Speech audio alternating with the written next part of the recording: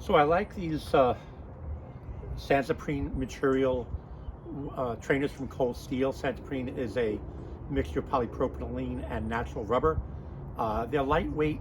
They're good for, prefer these for beginners doing two-man drills, because if they accidentally hit each other, you know, it's less likely to break a bone.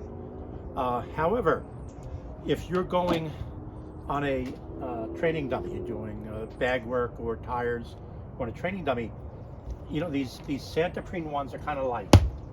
You really don't get good feel to these. Where the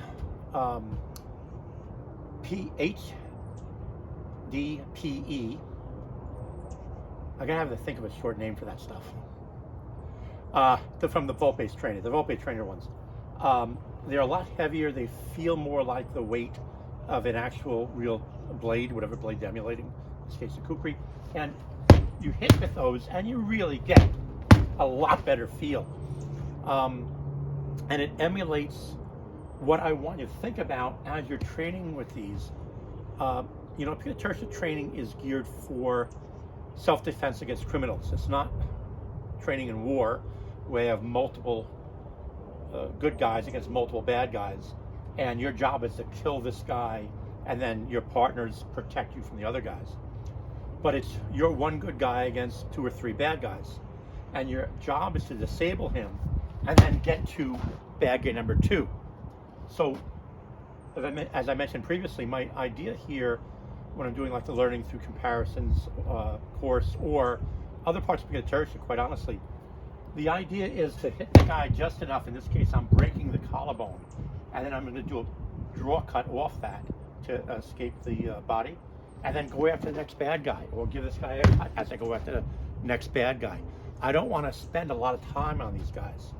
So the weight of this, combined with the give of the dummy, gives you a good feeling for that of impact and then draw cut, you know, and you do it as a natural motion. It's not two motions. It can be cut and go. But it gives you a more natural feel, where something like this lightweight Santoprene, you know, it just bounces off, doesn't have the right feel.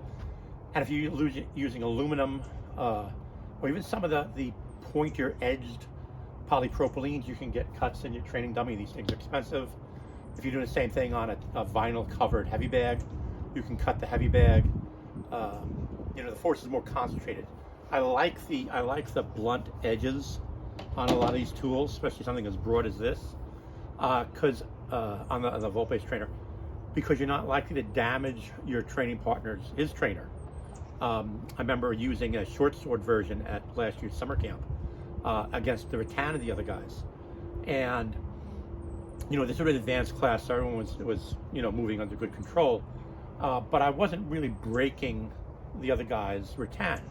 You know, I was demonstrating technique, and we'd have contact, but it wasn't blowing through the thing and destroying it like an aluminum trainer would, or even some of the harder, denser plastics that have an edge formed on them would crush the surface skin of rattan.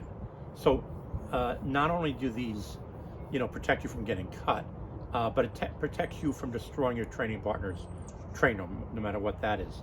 So I like these. There's a good balance of shock absorption and still safety. So something to think about.